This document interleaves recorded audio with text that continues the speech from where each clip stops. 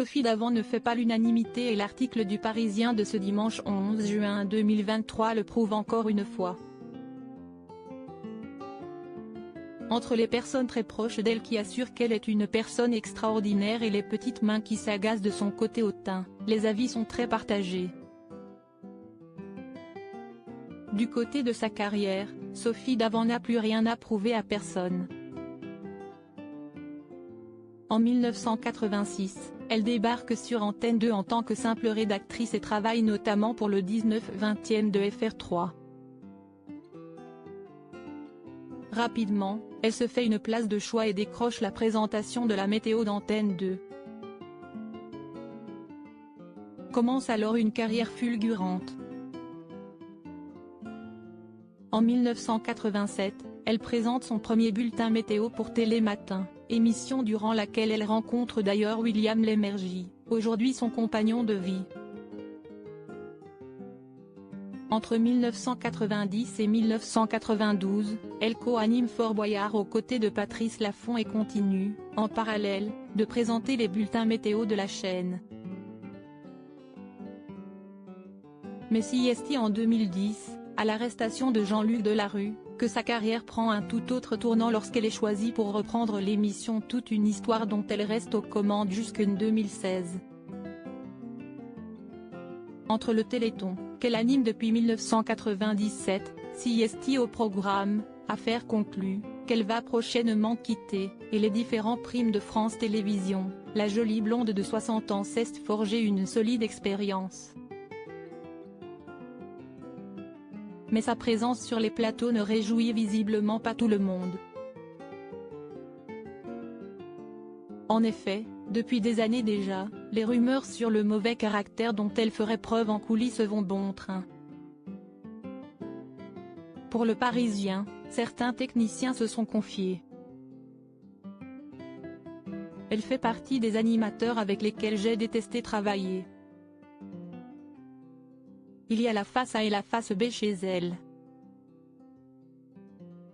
Dès que la caméra s'allume, elle est souriante, on dirait la bonne copine sympa. Mais dans les coulisses, elle peut être cassante. En dehors de ceux qui lui sont proches, elle échange peu, assure l'un d'entre eux. Deux salles, deux ambiances décrites comme hautaines, distante et mal aimable avec certaines petites mains, la présentatrice n'a finalement pas si bonne réputation que ça.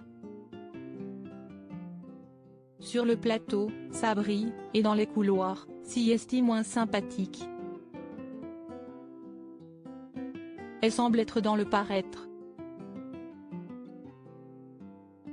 Autant Nagui venait nous voir, toujours dans la bienveillance, autant Sophie Davant ne nous accordait pas 5 minutes, déplore un parent d'enfant malade ayant participé au Téléthon.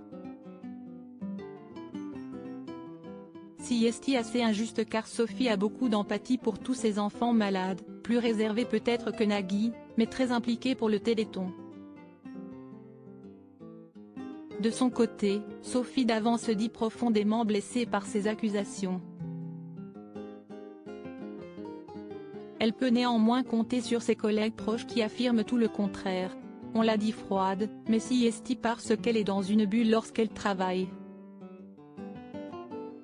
Ce n'est pas de l'arrogance ou du mépris, c'est juste du professionnalisme, affirme sa grande copine Caroline Margerie dont on dit que Laure Ruquier la décrit comme sympathique, fragile et peu sûre d'elle. Même sa coiffeuse, Magali de Magalès, tient à prendre sa défense. C'est une vraie gentille. Elle a un grand cœur. Elle est très fidèle, à l'écoute, et très drôle.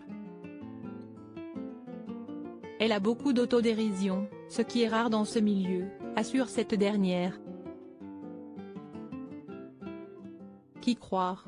Pour rappel, Sophie Davant va prochainement quitter la présentation d'Affaires conclues, qu'elle présente depuis 2017. C'est Julia Vignali qui va reprendre les rênes du programme, tandis qu'elle-même sera remplacée par Marie Portolano au sein de Télématin.